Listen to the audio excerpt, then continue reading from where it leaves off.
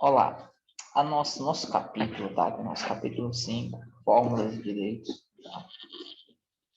A parte de fórmulas a gente foca mais na etapa 3, tá? A gente deixa isso porque é um pouco que envolve sequências, tá? A gente deixa para de fato ser visto lá na nossa etapa 3. E a parte de direitos, na verdade, a parte que envolve sistema monetário, a gente aborda nesse nosso capítulo 5. O nosso exercício aí, essa videoaula é única, tá? Para todo o capítulo e também para preparar vocês para avaliação, tá? Recomendo a leitura do capítulo, tá? É muito importante esse capítulo. Quais foram as principais unidades monetárias usadas no Brasil até hoje? Bom, hoje, nossa moeda é o real, tá? Isso é até questão de prova muito fácil, né? Mas nem sempre foi assim. O real foi criado em 1994, tá? Foi criado, inclusive, como uma medida de combate à inflação, tá? A alta dos preços, tá? Então, o real existe de 1994 até os dias atuais. Mas nem sempre foi assim, tá? Nós tivemos bem antigo, nós tivemos o réis, tá? Que foi do período colonial até 1942. Depois veio o cruzeiro, depois o cruzeiro novo, depois o cruzeiro novamente, depois cruzado, tá? Cruzado novo, depois cruzeiro novamente, tá? Quando eu nasci, estava vigorando aqui o cruzeiro. Depois Cruzeiro Real, e aí já foi no momento que foi transferindo aos poucos para definitivamente o Real. Tá? Então, as moedas aqui foram usadas no Brasil, tá? Cada uma no seu período, cada uma teve a sua importância, e hoje nós usamos o Real. Deixa eu ver aqui se a gente tem moedas Real. Aqui para a gente dar um, já que a gente está estudando, né? Calma, o vídeo pode ficar longo, mas também ele é um vídeo único.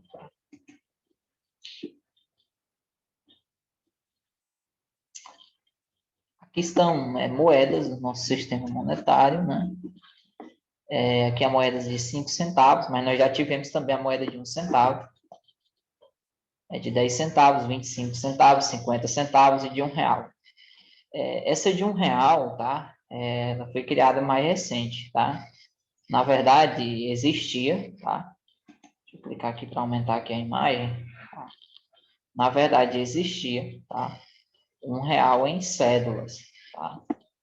Certo? Agora, como o real em cédulas acabou se tornando muito comum nas transferências, nas negociações das pessoas, acabava que ele rasgava facilmente, até que ele virou moeda. Tá? E também, quando o real era mais valorizado, a gente tinha também a moeda de 1 centavo. Tá? Inclusive, algumas pessoas ainda hoje até têm. Vou dar uma passadinha aqui nas cédulas. Cédulas real.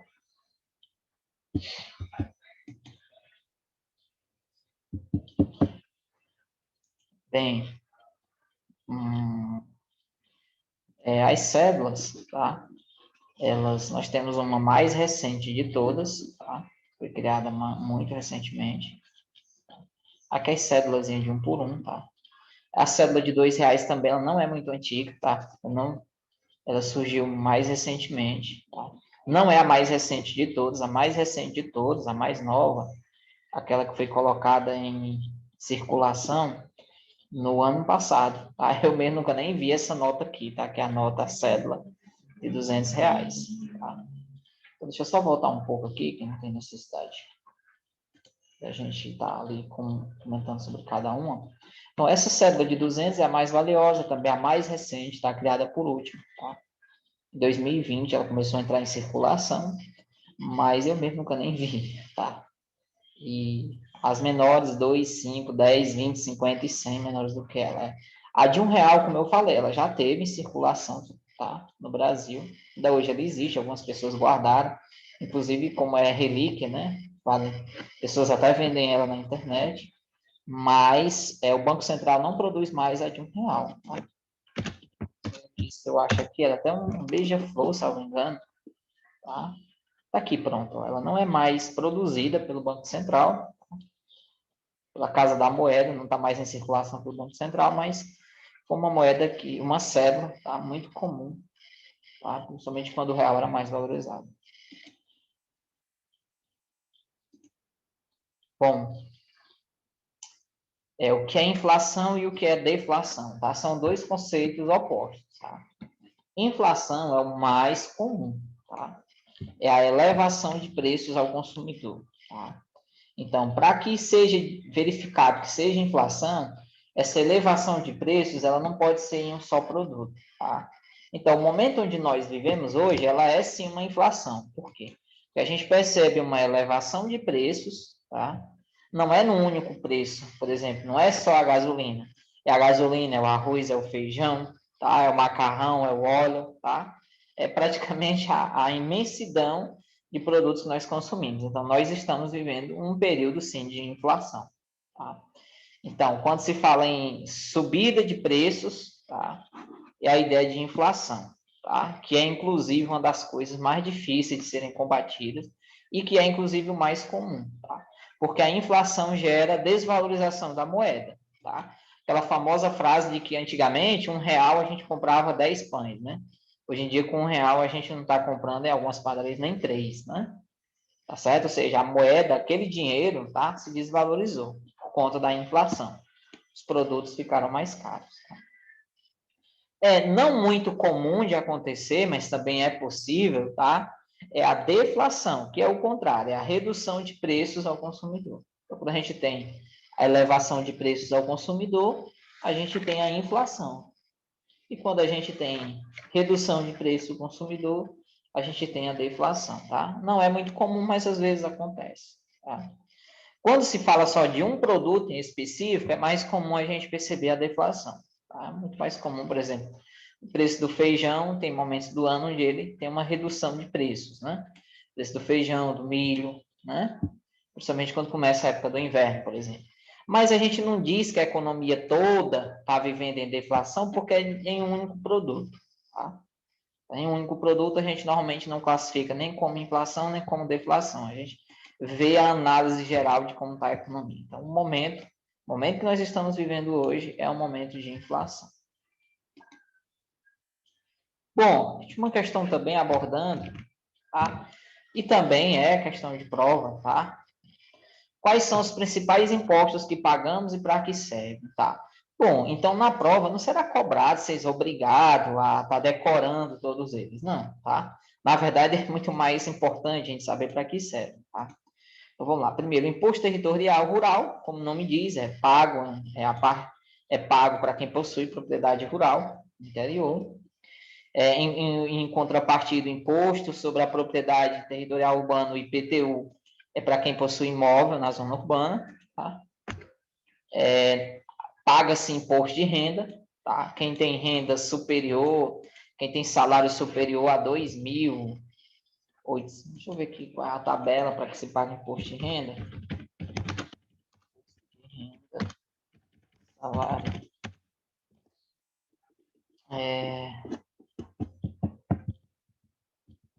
Pronto.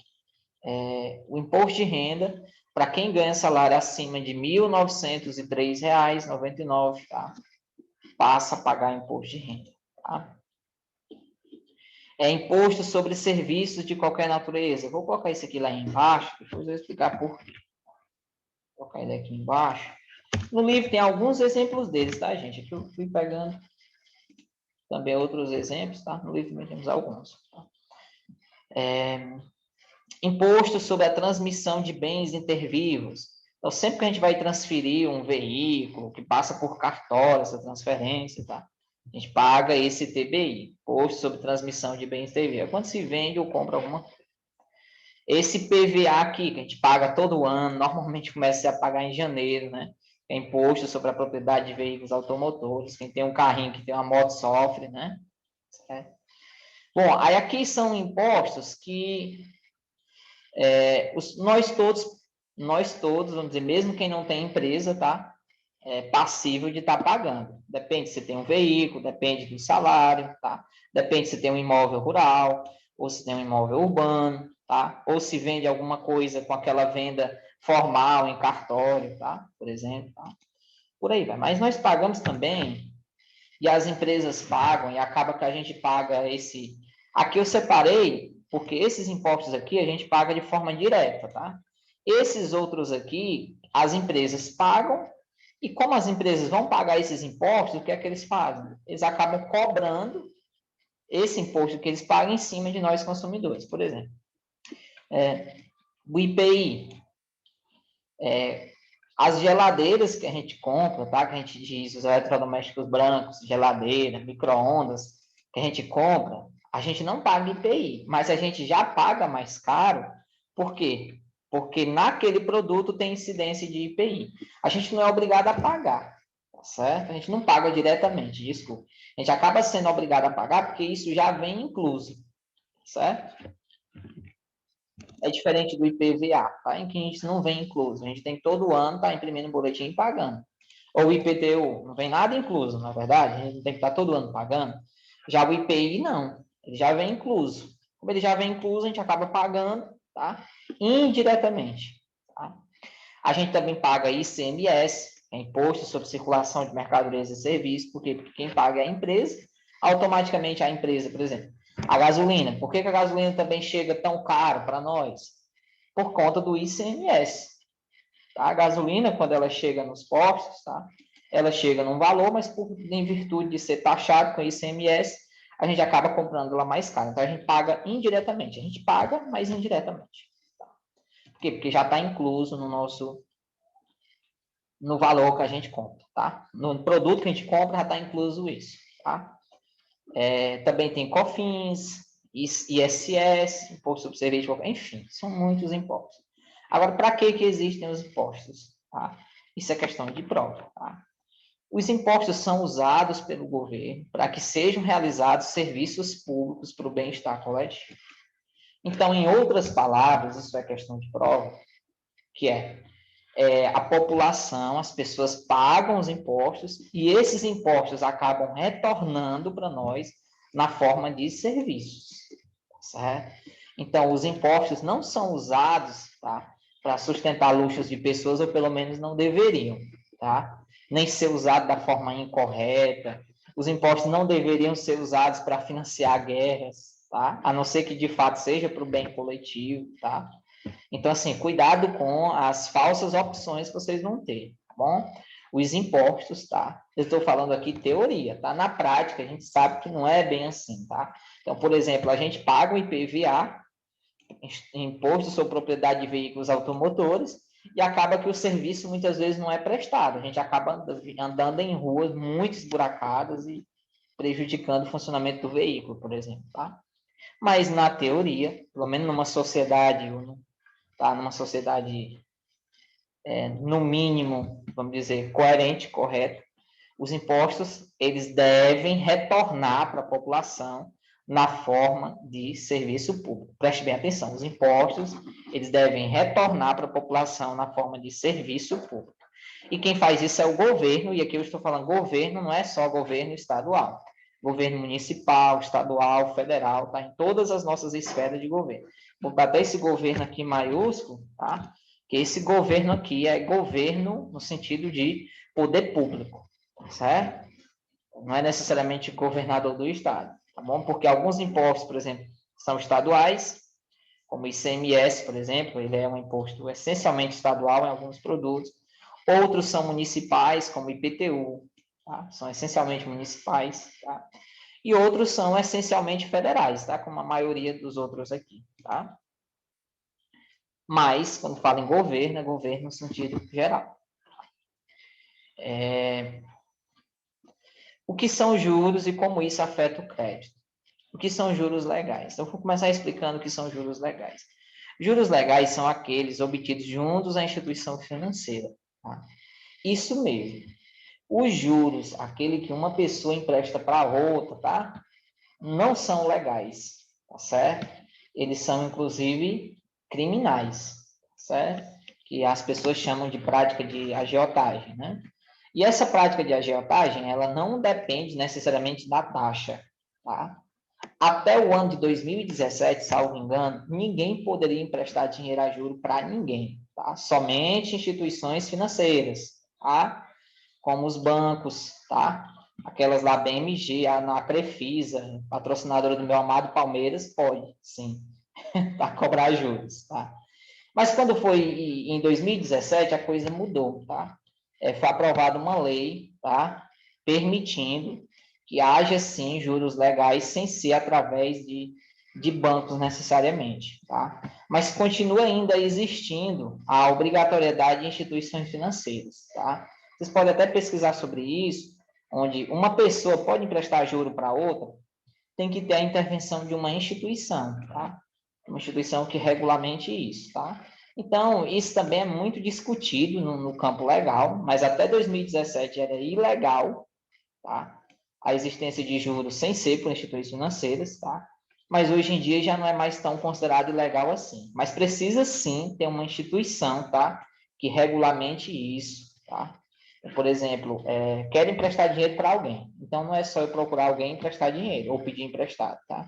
Tem instituições hoje que elas fazem o contato entre o credor e o devedor, tá? E essa instituição ela trabalha por regulamentar taxas e tudo mais, tá? Não é necessariamente mais banco, aquelas instituições tão conhecidas que vivem mesmo ofertando crédito, tá? Então, juros são rendimentos, tá? Rendimentos que acontecem a partir da oferta de crédito. O que é crédito? Crédito está relacionado à confiança, tá? Então, quando uma instituição, por exemplo, ela permite que eu faça um empréstimo, ela permite que eu use um cartão de crédito, tá? Ela faz financiamento, tá? Eu consigo fazer o financiamento de um veículo, tá certo? Esse tipo de operação é uma operação que a gente chama de oferta de crédito. Ou seja, ela está confiando em mim, confiando que eu vou pagar, tá? No caso de alguns financiamentos, eles deixam o que a gente chama de alienação. Por exemplo, comprei um veículo, o veículo está alienado. Ou seja, foi ofertado para mim o crédito, tá? Mas aquele crédito está alienado. Aquele veículo ficou alienado. Se eu não pagar, aquele veículo tem que ser devolvido ao banco ou à credora, tá? Então, à medida que os bancos, as instituições financeiras, elas ofertam crédito, o que vai acontecer quando elas ofertam crédito? Elas vão cobrar o quê? Elas vão cobrar juros. Ah, professor, mas eu uso meu cartão de crédito, pago as parcelas normalmente e não pago juros. Mas alguém paga, certo? Sempre que você passa o cartão de crédito, talvez você não esteja pagando juros, tá? Mas aquela loja, tá, vai estar pagando juros sim, tá? Então, você passou o cartão de crédito, aí vai depender da maquininha, vai depender da operadora, vai depender se é Visa, se é Mastercard, o que é, tá? Você passou a maquininha, você passou o cartão na maquininha, cartão de crédito, alguém vai estar pagando juros, tá certo? Sem nenhuma dúvida, tá? No caso, quando você...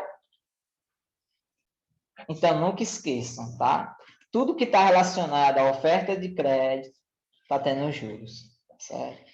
Vocês já ouviram dizer que, por exemplo, a pessoa diz assim, não, eu não posso passar no cartão nesse valor não, porque para passar no cartão de crédito para você, eu tenho que cobrar um valor maior. Infelizmente, o dono da loja está certo no sentido dele não receber de fato esse valor, tá? Então, por exemplo, se você está numa loja, o produto custa R$100, você passou o cartãozinho, descontou R$100, você vai pagar aquela instituição R$100, né? A fatura vai vir de R$100, só que o dono da loja não vai receber os R$100, tá? Vai ter no mínimo uns 2 a 3% de desconto, tá? E lá na conta dele, tá? Não vai ser depositado os R$100 pela instituição, vai ter um desconto sim, tá? Então, oferta de crédito gera juros, tá? Então, juros estão diretamente relacionados à oferta de crédito. Quando você começa a atrasar a parcela, então, se, por exemplo, você atrasa uma parcela, por exemplo, do cartão de crédito, começa a atrasar financiamento, o que acontece? A instituição vai cobrar mais caro ainda pelo crédito, vai aumentar ainda mais a incidência de juros, e aí o valor final do produto vai sempre aumentar. Então, quando a gente paga juros, tá? o valor final do produto, vai ser maior do que o que seria comprado à vista, certo? Então, você comprou uma mercadoria que custa R$200, tá? Numa loja que fez um financiamento, parcelou para você. Ela está cobrando juros e no final aquilo tudo vai custar bem mais do que os R$100 ou os 200 que você contratou, certo? Ah, mas ela não cobrou mais, ela dizia que era sem juros. era sem juros, mas para quem comprar à vista, com certeza, na maioria dos casos, vai ter desconto. Então, se quem compra à vista tem desconto, é porque quem está comprando a prazo está tendo juros, não é verdade? Então, vamos lá. É um assunto muito discutido recentemente, que é a questão da moeda virtual, tá? A questão também que envolve as criptomoedas, eu coloquei aqui apenas para fim de vocês pesquisarem, tá? Há uma intenção que aquelas moedas, tá? Aquelas cédulas, tá? Moedas e cédulas que a gente viu, sai R$2, R$5, elas no futuro, elas deixem de existir, tá? É uma tendência, tá? Não estou dizendo que isso vai acontecer, tá? Mas a tendência é que, de fato, as transações hoje em dia, elas já estão permitindo que isso aconteça, né? Quando a gente passa cartão de crédito, tá? A gente acaba, muitas vezes, recebendo o nosso salário e nem vê mais. Por quê? Começa a efetuar transferências no modelo virtual, né? Começa a pagar fatura também no modelo virtual e acaba que a gente usa muito menos a moeda real, né? A moeda em si, em papel, ou em moeda propriamente dita, metal, né? Então, aqui eu deixei mais para fim de pesquisa, vocês vão ter também um resumo do capítulo, tá? Como trabalho, certo? E é assim, tá bom? Fiquem com Deus. A prova também está muito fácil, é só questão de leitura, tá bom? Qualquer coisa, se tem dúvidas comigo. Pronto, neguinho.